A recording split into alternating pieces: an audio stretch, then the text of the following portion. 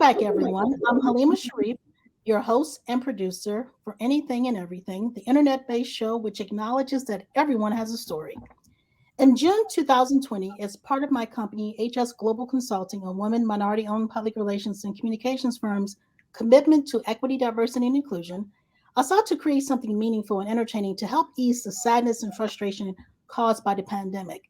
To date, I have produced over 25 episodes within the following categories: the New Orleans music legend, women catalysts, women of color catalysts, women of color catalysts and their allies, the artist circle, excuse me, the Brotherhood Circle, and now the Muslim Women Catalyst. I have interviewed such notables as former executive writer producer for the Martin Lawrence Show, Kenny Buford, New Orleans jazz legends Edward Kid Jordan, Jermaine Basil, and Roger Dickerson, actor, comedian, and Saturday Night Live's first Black actor, Garrett Morris, famed comedian actress Lunel, First Lady Jill Biden's chief of staff and former U.S. ambassador for Uruguay, appointed by President Obama, Julissa Reynosa, Kimba Hendricks, Director of Diversity and Inclusion for the House of Representatives, and Suba Berry, Sarah Mount's President and CEO. For more information about the show, visit www.anythingandeverythingmedia.com. So today, for our Women's Catalyst segment, and in honor of Women's History Month, we have the amazing Judge Nicole Pastore of Baltimore, Maryland. Welcome, Nikki. Hi. Hey there. I'm excited too, girl. How long has it been since you and I have even seen each other? I mean, somewhere between 25 and 30 years. Yeah. Well, let me just take us way back. And I think this is a picture that we were tagged in on Facebook by Patsy Reitmeyer. Remember that picture? Oh, I love that. I mean, those were some good times. Those were some really good times. That was my first job post-college. Oh my gosh, that's right. Man, I am just so proud of you, Nikki. You have done some, oh my gosh, phenomenal things in your, not just the Baltimore community, but just in community for women and men, women, children, everyone. So allow me to read your wonderful bio so everyone can know why I'm so fascinated with you. Nicole Pastore became an associate judge for the District Court of Maryland, District 1, Baltimore City on September 10, 2013. She is actively involved in the judiciary. She was the co-chairperson for the 2017 and 2018 statewide judicial conferences. She has been a member of the Commissioner Education Committee since 2014, in which she chairs the Commissioner's Annual Conference, as well as the semi-annual New Commissioner Training Academy. She has instructed legal courses at the Judicial Institute for Maryland Judges to receive their continuing education credits, new trial judge orientation for recently appointed judges, new Commissioner Training Academy for recently appointed commissioners, and to students at the University of Baltimore Law School. Judge Pastore initiated the Baltimore City District's Court Reentry Project in September 2016. I can't wait to talk about that. The DC Rep connects Baltimore City citizens with job opportunities as well as job and educational training programs. The DC Rep exists as an alternative to incarceration and works to simultaneously reduce recidivism in Baltimore City and promote success for the individuals enrolled. The program has graduated over 165 Baltimore City citizens, holding 7 graduation ceremonies to date. She wrote an article for the University of Baltimore Law Review published fall 2017 entitled "The DC Rep Connecting Baltimore City Residents with Job Opportunities and Educational Training Programs Through the Judiciary." She has made numerous presentations about the program to the judiciary. I can't even talk today, you guys. The state's attorney's office for Baltimore City, the Office of the Public Defender, the Department of Parole and Probation, and pre-trial services, the Baltimore City Police Department, and other local groups. Believing in the importance of mentorship, Judge Pastore started a legal internship shadow day program for her high school alma mater in 2015, where young girls are given an opportunity to sit with members of the judiciary and legal profession during the summer months. She has chaired this initiative from 2015 to present. Prior to her appointment to the district court, She served as an administrative law judge in the Office of Administrative Hearings from 2007 to 2013. She practiced law with Saul Ewing from 2001 to 2007 and served as a consultant to Pastores Inc. from 2000 to 2013. We're going to talk about that too because Pastore Inc. got some good food, y'all. Prior to entering the private practice of law, Judge Pastore Klein served as a law clerk to Judge John C. Eldridge on the Maryland Court of Appeals from 2000 to 2001. Born in Baltimore, Maryland, where they got the best crabs, Judge Pastore obtained a BA magna cum laude in political science and communications from Tulane University in 1995 and a JD summa cum laude from the University of Baltimore School of Law in 2000. While in law, she was awarded the Hustler, I hope I'm pronouncing that correctly, academic honor given to the top 10% of graduating law students. She was also a member of the University of Baltimore Law Review, where she had an article published.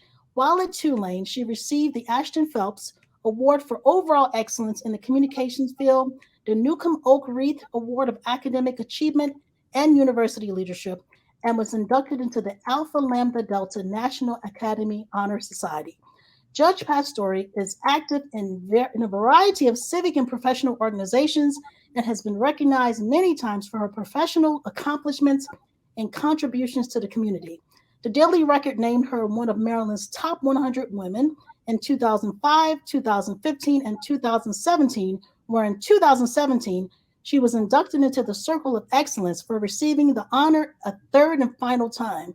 She was hailed by the Baltimore Sun newspaper 20 Women to Watch in 2019, and in that same year recognized by the Daily Record as one of the states of Maryland leaders in law. She has received the Alumni Leader of the Year Award in 2015 from Notre Dame Preparatory High School, the Volunteer of the Year Award from Baltimore City in 2005, the Presidential Award from the Baltimore City Bar Association in 2004, and Strategic Partner of the Year from Get Integrated Inc. in 2005.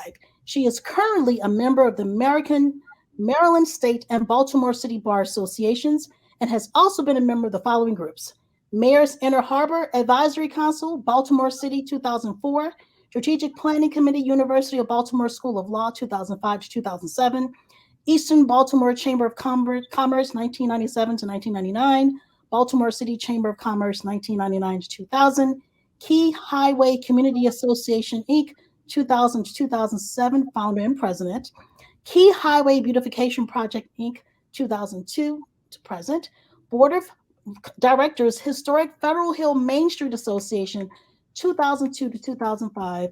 Association of Ski Defense Attorneys of America, 2002 to 2007. My Lord, child. You are just too darn amazing. All I got to do is say bravo. Oh, bravo. Guess what, y'all? She's like only 25 years old. All that. If I knew then what I know now, right? Oh my goodness. I'm just so proud of you, hon. I really, really am. So thank you so much for joining us. And let's get right into this because, you know, you're a busy lady and I just want to brag on you. You have a wonderful law career, and once again, I said I'm so proud of you. So I want you to take us through your journey. You know, you and I met while working for the New Orleans City Council in the '90s. Then you went to work for the governor's office, if I'm not mistaken, right? And then, so did you go to law school after that, girl? I don't even remember, but all I know is after that, you just started so. You know, so when I was at Tulane, so I'm from Baltimore, as you mentioned, and then I went down to New Orleans for college, and I went to Tulane. And it was there that I became president of this group called Women in Media and Public Policy, which I thought was a perfect fit because I was a double major in communications and political science. And once a month, we would have a speaker come and do a brown bag lunch. And 1 month, it was Councilman Susan Hike Terrell. Yes. So we got to talking.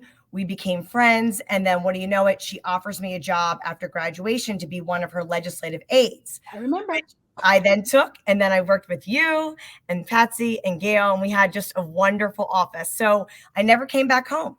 I stayed in New Orleans and worked with her as her legislative aide. And then if you remember, she got on board with the governor's race and supported Governor Mike Foster. I remember. And he was a long shot, yet he won. Yes, he did. And when he won, he asked Susie, our boss, Councilman Terrell, if he could have somebody for his transition team. And so then I was put up in Baton Rouge for 3 months as part of the transition. But while I was there, they then offered me a job to be one of the 5 policy analysts. So I had to go back to our boss, but she was over the moon because she supported him and said, okay, now I picked up and I moved, and then I moved to Baton Rouge. What was interesting about that was, of the 5 policy analysts, I was the only one without a graduate degree. So I really felt under the gun to perform because I wasn't there. But I was super excited that after 3 months of just working on the team and not expecting a job, I thought I would come back to New Orleans, that I really got to thrive in a whole new role. So then, while I was a policy analyst, I worked with the chief legal counsel. He was the former provost for LSU Law School, Chaney Joseph. He's since passed, but he was one of my first mentors. And working with the chief legal counsel, that's when I became interested in law. I never really had an urge to go to law school, or definitely not become a judge. But working with him and working on legislation and bills, I really just got a penchant for the legal system. And it was there that he encouraged me to go to law school. And that's when I said, okay, as a law degree, I don't know if you know, but it's sort of restricting, where it was back then, Yes. 20 years ago, that you really had to live in the state that you went to law school, because you took a bar exam and you were only barred to practice law in that state. So I knew eventually I wanted to get back to Maryland, where my family was. And that's what led me back to law school 2 years after college graduation. And then I went to the University of Baltimore School of Law. Listen, you had a wonderful journey. You know, many opportunities came your way. And then, Yes. you know, reading your bio, listen, you just can't become summa cum laude, magna cum laude without studying and just being already into the zone. I mean, you're really smart, and I'm very proud of you, but at the same time, you always had a balance. And I'm speaking of balance, wonderful time to speak about balance, being a woman during Women's History Month, you know, Right. and you definitely have tackled that. You mentioned let's talk about your influencers. You know, you've had that beginning of your journey. Who were some of the folks in your life and your career onset that was a part of your growth and your journey to being in the legal field? Well, I'll tell you, Chaney Joseph at the governor's office was amazing. They wrote one of my recommendation letters for law school. And then when I applied for my clerkships, I was fortunate that I got to our second highest court is the Court of Special Appeals in Maryland. Our highest court is called the Court of Appeals. It's since changed its name in the past year to the Supreme Court of Maryland. But back when I worked there, it was Special Appeals and Court of Appeals. When I clerked for Special Appeals, I clerked for a Judge Ari Davis. Okay. And he was one of the first and only African American judges that sat in district court, circuit court, and then Court of Special Appeals. He and I just created a bond. He became such a mentor for me in pushing me along and telling me I can do more, I can grow more, which was really important because I had no legal background in my family. In fact, I was the first person to go to college in my family, on both sides of my family. So then to go to a graduate school, it was a big jump for me. I didn't have that educational background with any of my aunts, uncles, mom, father. So it was all new. And he took me under his wing and going and giving me the confidence that I can go and work for the Court of Appeals. So the next year he went to one of the judges and said, you got to hire her. I worked for him, and then I got a great job at a big firm. It was called Weinberg and Green. It changed its name to Saul Ewing Weinberg and Green, and now it's Saul Ewing Arnst and Lair. It's grown over the years, but I got such valuable trial court experience there. And then I got another major mentor. Her name's Ava Elias Booker. And she is one of the first African-American women to be a managing partner of a law firm in Baltimore City. And she gave me my first opportunity in trial. She had me do my first depositions alone. She had me sit second chair on some major federal cases. And just as a young attorney, believed in uplifting other young women. Yes. And yes. that made me want to do the same. You talked about the internship program that I run at my high school.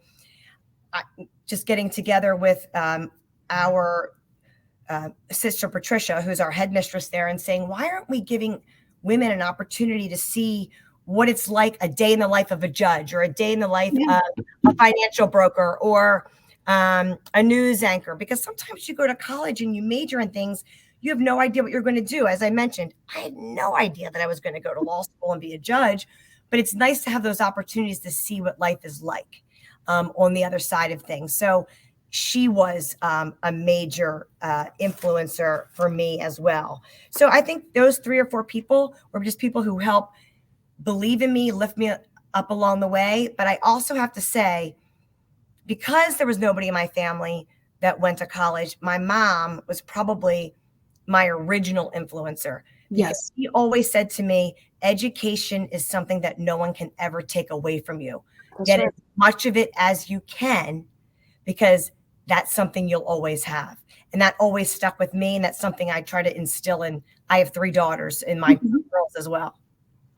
Listen, your mom is 100% right. You know, that's something no one can take from you. And especially being a woman in this field, I'm sure you've been faced with a lot of different challenges and then just throughout your journey. But I mean, grateful enough, you have some wonderful mentors and influences in your life. Considering where you are now, how has the legal system changed or gotten better, or what areas do you see there needs to be some type of improvement? So the legal system, in terms of the court system, has really changed. And I think when I first came onto the bench, it was all about punishment, punishment, punishment. Yes. You did a crime, you have to serve your time. Got it. The problem was, after people served their time, or after they were on probation, or even during probation, there was nothing to help them change their course, their direction from going out and getting arrested again or committing another crime. And Baltimore City, we do have a high crime rate. I have people that come before me with, it's not their first offense. It might be their 12th or their 14th or their 21st. I mean, we have some long criminal records.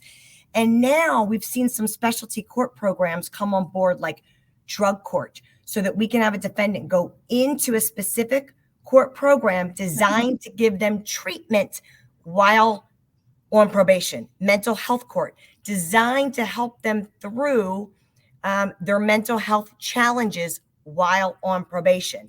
And then with me, which I know that we'll get into at some point, I developed the District Court Reentry Project as a jobs and educational program to get people working or going to school to get a diploma, a GED, or a certification in a field like HVAC or forklift certification, or working at the Port of Baltimore. Or sometimes people don't want those things, but they just need direct job placement and they need that help, that assistance.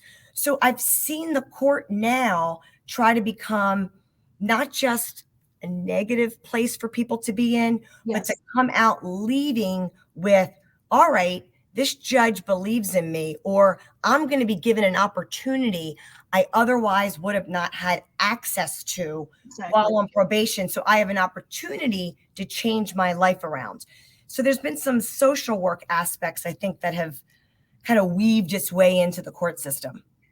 That is a great program, and I know you've shared some of that information with me in the past, but I also, before we go into that, because I really want everyone to know about this wonderful program that you've initiated, but before so, what would you say some of the challenges that you have faced or perhaps currently face in your field, especially as a judge and as a woman? Well, I can tell you, as a woman, I'm a single mom of 3 girls. Very, very different. Yes. So they are 16, about to turn 14, and 11. Wow. And they go to 3 different schools on 3 different parts of town, Baltimore City. So I'll tell you, the challenge in the morning is getting them all to school and then getting them to their various practices, whether it's sports or arts, to get them to where they need to be while maintaining a career. And that's tough, but I want to be a role model for my girls and let them see that you can be a mom, and work in a field that you absolutely love. One of the challenges I would say was always, I want to wake up every morning and want to go to work. I want to know that I'm coming into work doing exactly what I wanted to do.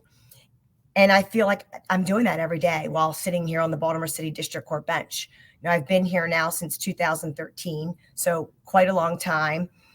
But currently, our field here in Baltimore City has been challenging in that our crime rate is pretty high. Yes. And with COVID in particular, the past 2 years, maintaining my program that I've started has been a real issue because we're in and out of court. And I can't see people as much as I want to see them to give them the encouragement they need to continue to do well on their probation or in their program. So COVID has really presented some challenges because it's one thing to live stream like we are, but there is a wholly different approach when you are hands-on and someone's right in front of you and I can say, you got this, you can do this. You know, you mentioned your three daughters. Let me show a picture of your babies. You know, and those ages are very crucial, as we both know. And I, you know, being I was a single mom once before, so I know what that feels like. But more so in your role, you know, in your role as judge. Here are a picture. I think this was like Easter or something. Yeah, it was. It was Easter during COVID. I made everybody, even though we were in the house, I said, we're all getting dressed up.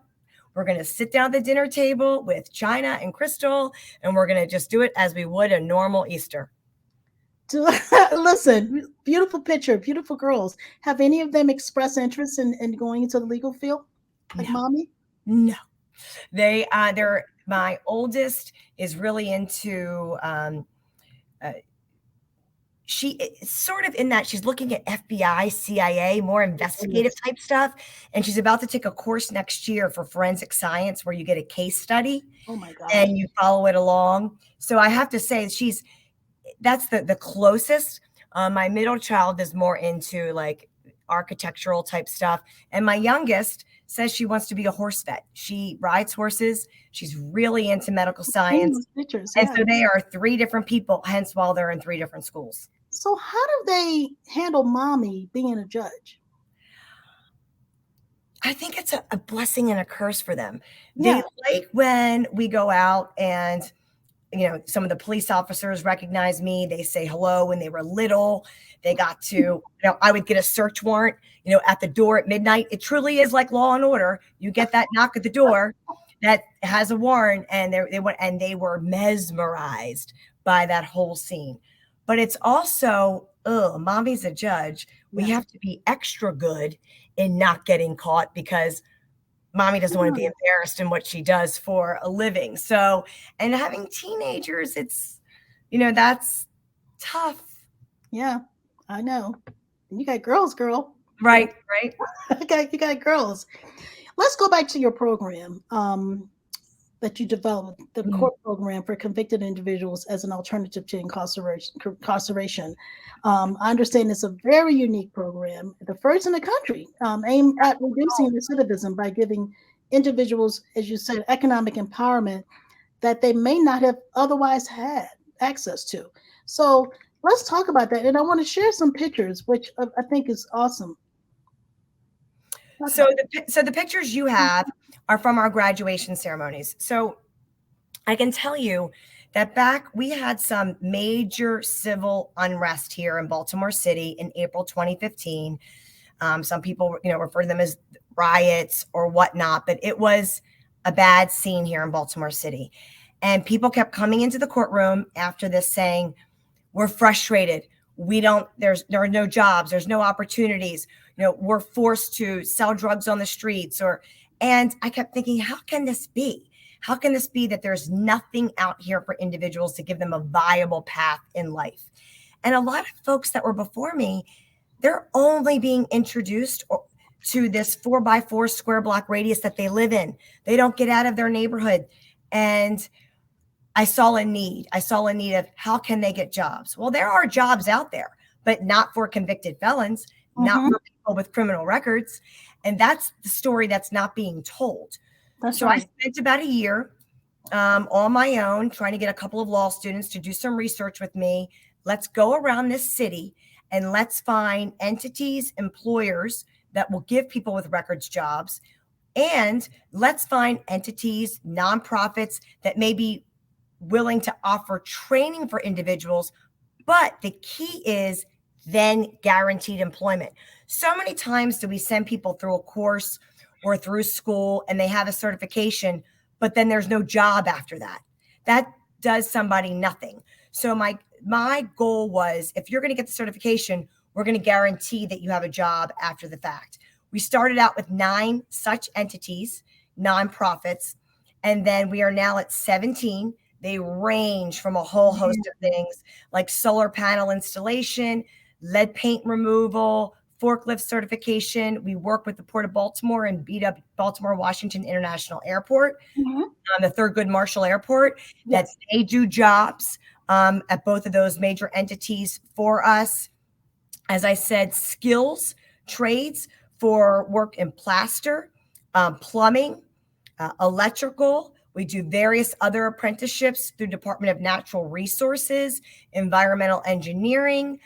It is amazing what people have been willing to do, even the government sector, when you go and say, hey, look, these folks are going to have accountability. Because what happens is, as a part of their sentence, they are sentenced to the work program. So they get a designated probation agent and they come back to me for status hearings so that there's accountability that if they don't show up for work, they will then serve the backup time so that they are being held to or accountable for me. So it's wonderful to have these private public partnerships and with the court system to say we're working together to try to give Baltimoreans a better life. So the community is really pulling together to help the program. I truly believe so. And there are certain outfits and entities like, I will have to say, the Baltimore Ravens. Every year they have given us a speaker. So they have a Ravens player at a graduation that speaks to them. And I do want to say something about graduation. Sure. So this is part of their probation to actually sit here and as part of their probation have to go to work or have to go to school. Then if they work for 3 to 5 months full-time at the same job, they graduate from the program. We hold a massive ceremony here at the courthouse. They actually come back to the same place they were sentenced to be recognized for their accomplishments. So they can invite their friends, their family. We have a group of restaurants in the area. I have to give kudos to the Atlas Restaurant Group. Yes. They sponsor luncheons so that people can come and eat and enjoy a meal to celebrate their success. Under Armour has provided gift bags and backpacks as a graduation gift for these individuals. And then in some of those pictures, you see me handing them something. Yes. That's because I give them a certificate of completion, a graduation certificate. Yes. And some of these folks, this is the first certificate of any kind they have received. And I try to make it a little bit more special by having it framed because I don't want to see it crumpled up or thrown away. I want it under glass so they can remember I did something, I accomplished something, and I had a judge that believed in me that said I could do this. Our graduations have been filmed by all of our local major networks. And we did all of this with just myself and a couple of interns. That's beautiful. It was after about 1.5 years, I applied to the governor's office for a grant for the governor's office of crime control and prevention. And we actually got a grant to hire a coordinator to run this program because we needed some assistance. After that, the Maryland Judiciary actually gave us a PIN, an actual position. And now I have some angel investors that have donated for other positions so that they can help case manage. And now we offer wraparound services. So let's say somebody comes through the program and they're homeless. Well, now we can try to offer some housing or some drug or alcohol treatment or some assistance. We now do some programs to how to get a mortgage, how to buy a car, because a lot of folks they don't have that mom or dad or that support system that's showing them This is what you do. This is how you become successful. We use this term economic empowerment, so that they can go on and live a life. So basic life skills that you're helping them with, you know, and I think that's awesome. Here's a picture. I noticed this picture with the Pro Bowl Hall of Fame. Was Ray Lewis is his name? Yes. Yes. He was our first graduation speaker, and he has one of our 17 programs that we work with. It's called Power 52. Okay. That's his number 52 of the Baltimore Ravens.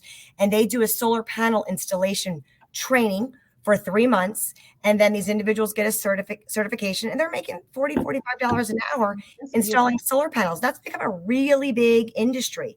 So not only has he helped by being our first speaker, but in developing a nonprofit that allows my individuals to go into to get their certification, and then they get job placement from that program. The trades are, you know, for those who, college is not for everyone. Exactly. It's not. Whether you've had a hard time or not, but trade programs are awesome. And I think that's a wonderful opportunity for these gentlemen. And I think it's great. And one last picture, Nikki, I want to show this to Delegate Maggie McIntosh. What was that about? Okay. So lots of times for the graduations, we invite the local delegates, senators, so that they can come and see the people in their community and how they're thriving, as well as to see that in court, you may have gotten here negatively because you were arrested and charged with something, but you're leaving here positively with a certification and a graduation, and people cheering and happy for you. And she came to one of that graduations, and she did a beautiful post about how this should happen more often. We should have these recognitions and these the applause that these people deserve. And one of the unique factors of my program is that not only is it a condition of your probation, but then we offer incentives for when you complete your certification. And what is that? Either we'll waive your probation fees, we'll maybe change your supervision status from supervised to unsupervised, or I'll cut your probation short. Maybe you're on probation for 5 years, I'll cut it to 3 years. Some folks, if it was a first, second, third offense, I may change that guilty finding to a probation before judgment. And now in Maryland, we allow for more expungement opportunities so that they can get their record cleared if that does happen. So we want to encourage people along the way to show that it's not just about, and I'm like a broken record with this, but it's not all about punishment, but it's about incentivizing and having positive experiences and overall reducing the recidivism rate. One quote I say when I go out on my circuit to give these speeches is, it cost in 2019 $43,834 to incarcerate an individual for 1 year, but it cost absolutely nothing to give that person a job. So why not give that person an opportunity to work? And look, if they don't, that's right. If they don't want to take advantage of the opportunity, that's fine. They're still backing up the time to me. They can go serve out the rest of the sentence. But if they're complaining that there wasn't an opportunity, here is your opportunity. It's being handed to you. That is a blessing. It's an incentive. You know, what has the success rate been like? And do some of these folks come back later and you know, to get an idea of how they're doing throughout their journey? Well, and that's what we're trying to do now. We're trying to build off the program so that we can have somebody manage the folks that have gone before us. So we've had 7 graduations, as you've mentioned, usually about one every 6 months with 165 graduates. That was all pre-COVID. Okay. So, but 165 people. Now, the recidivism rate at that time, pre-COVID, so in 2020, right before March of 2020, was in Baltimore City around 73%. In the state of Maryland, about 65%. Okay. With my 165 graduates pre-COVID, our recidivism rate was 6.8%. Wow. So it works. It works. It's amazing. And that's the thing. If somebody can see that they can actually go out and do it, yes, they're more likely to stay on that path. I say all the time, You can get somebody clean from drugs or get them back on their meds for mental health. But if they don't have something to wake up to every morning, That's right. they're going to relapse. It's inevitable. But if they're going to work every day and they feel like they're being productive, it's a whole new world of opportunity. So I'll tell you about a couple of my graduates. One of my graduates, he was an environmental engineer at Johns Hopkins Hospital. And he said to me, he came back for one of the ceremonies, I'm just taking people's trash out of their rooms. However, I'm meeting people every day. Yes. I'm meeting new people every day in the hospital room. I'm seeing that there's a whole new world out there just by going to work and removing trash. You couldn't be happier for this person. Yes, that's right. I had another mom say to me, my son served 17 years in prison for second-degree murder. He was out on the street and he went to work for his uncle's construction company. The uncle passed away. The construction company ceased to operate. For the next 2 to 3 years, nobody would hire him because he had that record of second-degree murder. So he's in my courtroom for a drug possession charge. Okay. And I said, all right, you want a job? You're saying that you couldn't work? We're going to give you a job. He's been a floor technician, waxing and polishing floors for the same company now for over 2 years. His mom said in court he would lay on the couch all day watching TV, playing video games. Now he's the first person up in the morning going to work, the last person going to sleep. He is so motivated and just been so encouraged by having his life turn around. So it's those types of stories that seeing what would have happened to him had he not, thank God he was in my courtroom, that he could have had that opportunity.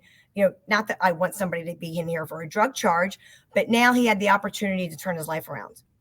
And like you said, you've given him and others a sense of purpose. When you're in a situation like that, everything, I don't know, I've never been in a situation like that. Thank God I don't want to be in a situation like that. But everything must have been bleak at that moment.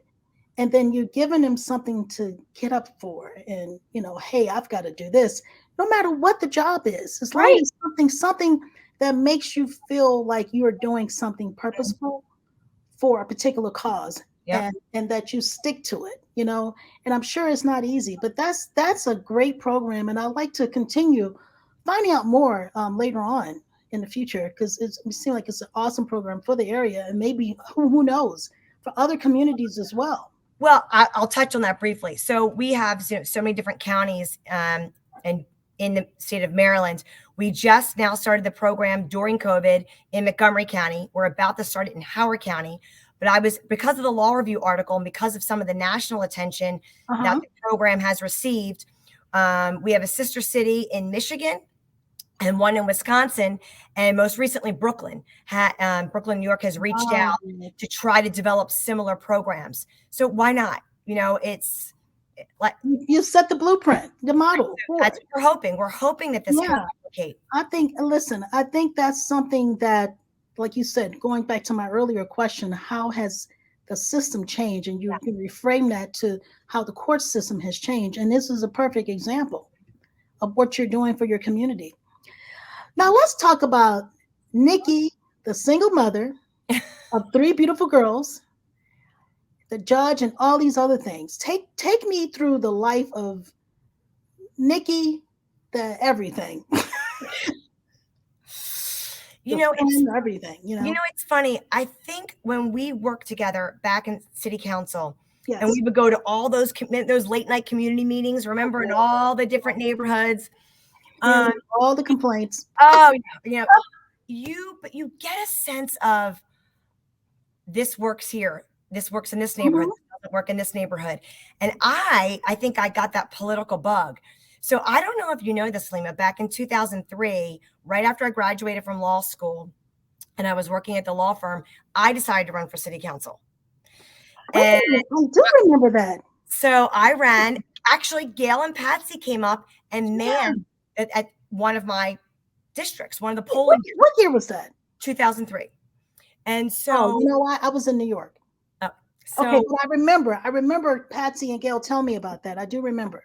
Okay. And I decided to run against a 10-year incumbent because they had done redistricting. And although he was in for 10 years, I took my shot because we don't have term limits here in Baltimore or even in the state of Maryland. And I lost by 79 votes. But in the 20 precincts, I won in 18 out of 20 of them. Wow. And I said, you know what? There's something for me here. There's something I want to continue to do. And although it's devastating at the time and people tell you everything happens for a reason, nobody wants to hear that when you lose.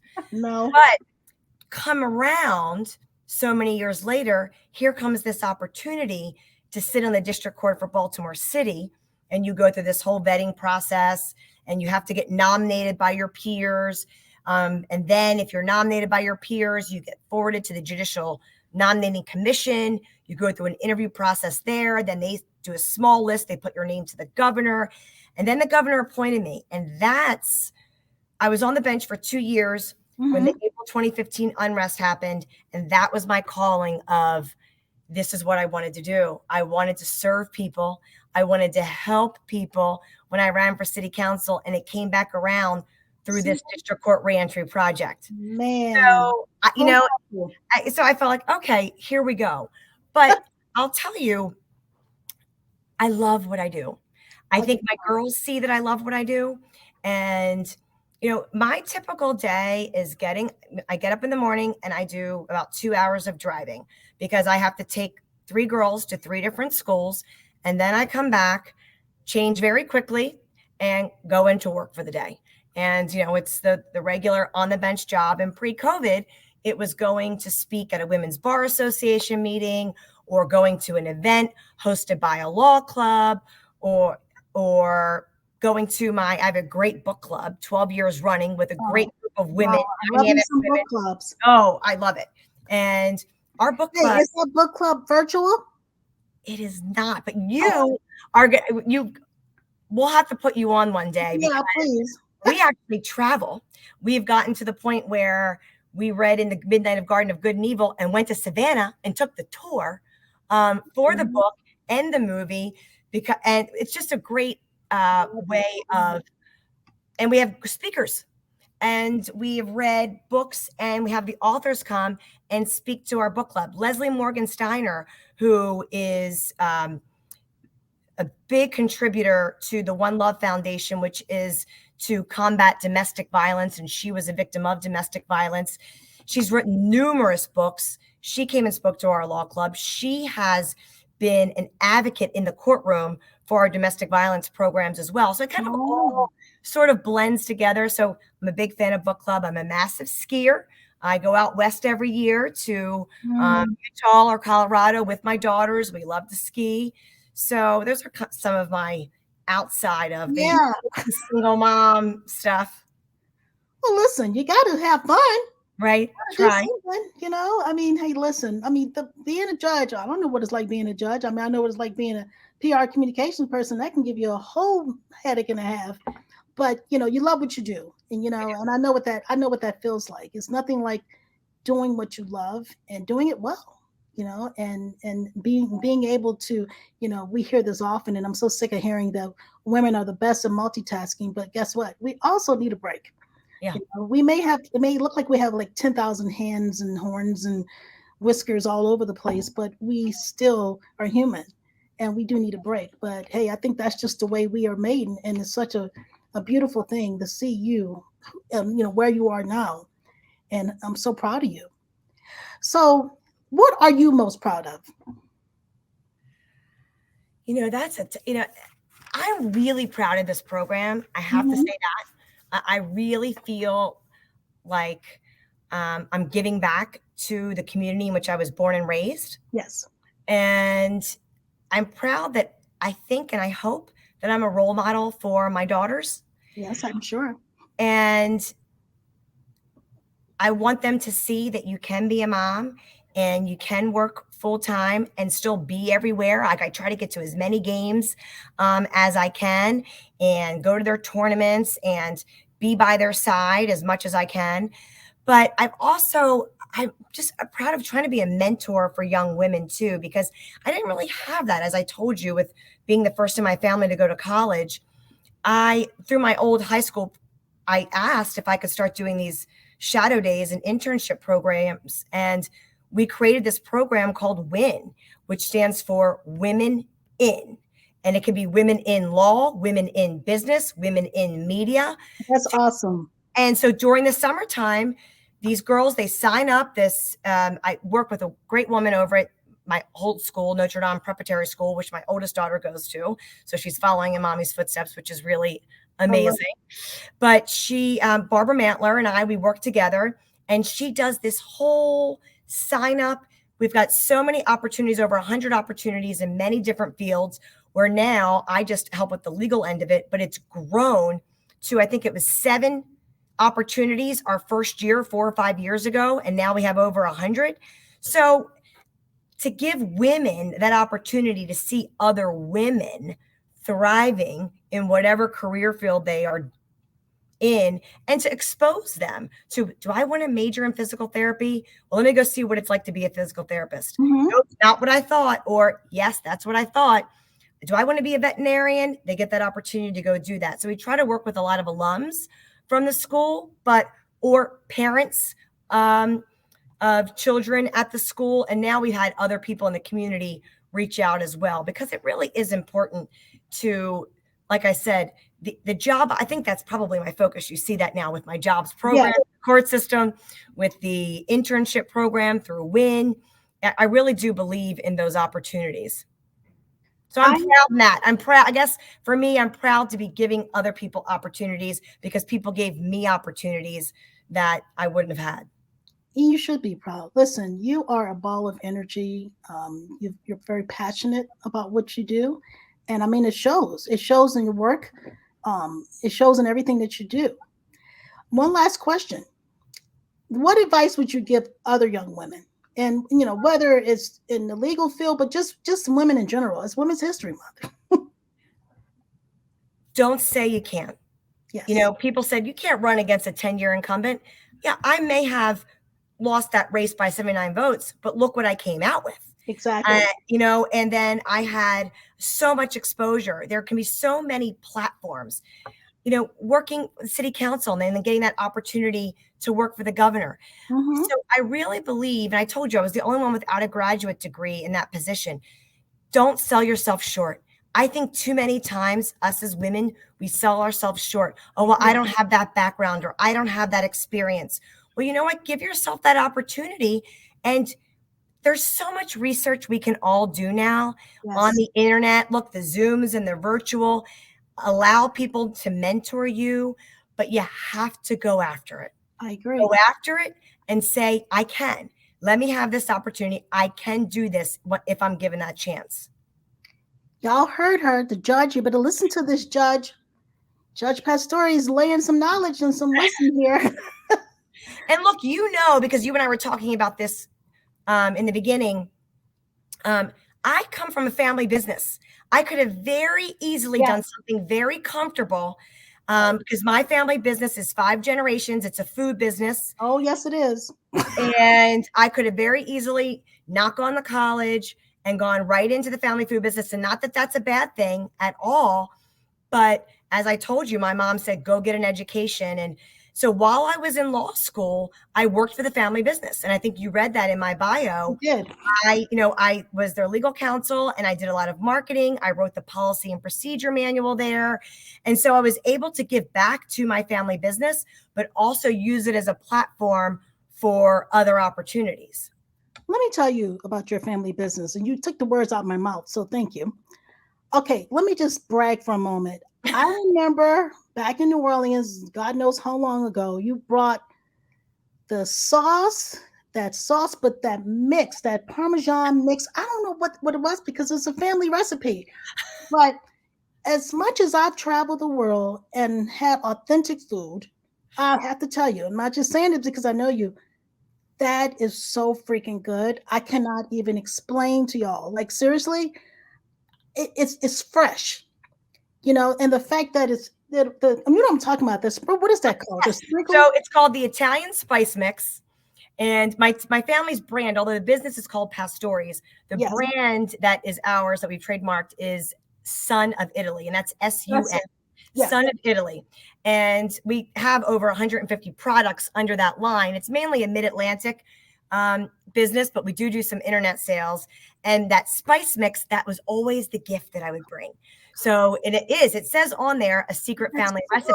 That's sauce too. My great grandmother, it does have some cheeses and some spices in there that I obviously can't give up, but it is handmade. Literally, I used to make it with my grandmother and my great aunt at the plant. We literally would wear gloves up to our shoulders, and we would weigh out and mix all of these ingredients. We would bottle them and then ship them in cases, because we do supermarkets and whatnot. But that is so funny that you remember the spice mix. Oh my goodness. I like literally I can my dad will be happy. Listen, y'all hear me out there? Listen, this, I'm telling you, I'm not making this up. And I'm from New Orleans, okay? And so we love food. Oh yeah. But that's still the best food. I have to say that. In terms of a city, that city's got the best food. Oh, it has the best food. Mm-hmm. No, New Orleans has the best food. So anybody's trying to perpetrate a fraud, trying to imitate Popeyes and everything else, gumbo, go sit down somewhere, okay? Right. But seriously, that seasoning is so good. So I'm gonna have to go on the site and get some, because it's so darn good. Anyway, that's my commercial for that. Because shameless plug. Listen, my dear, this has been a great conversation. It really has. I can't wait to see you in person. We're virtual, but hey, we're just a hop, skip, and a jump. That's the beauty of this platform. It allows everyone to tell their story and allow us to tap into a myriad of diverse worlds. I sincerely thank you for being true to who you are and true to your community. Thank you for your contribution to the legal system. Thank you for being a woman catalyst, and for all of your work overall and your amazing spirit. My dear sister, I appreciate you and all that you do. Oh, thank you, Halima. Thank you so much for having me on. I really, really appreciate it. Oh, I appreciate it. I definitely appreciate it. And thank you to those who have tuned in. Be on the lookout for more phenomenal women this month for Women History Month, as we tackle topics such as domestic violence, mental illness, being an entrepreneur, staying sane in a world of insanity, and so much more. This segment will be available on Anything and Everything Media YouTube channel, as well as on major podcast platforms. To learn more about Anything and Everything Media, visit www.anythingandeverythingmedia.com. Until then, as I always say, keep it moving.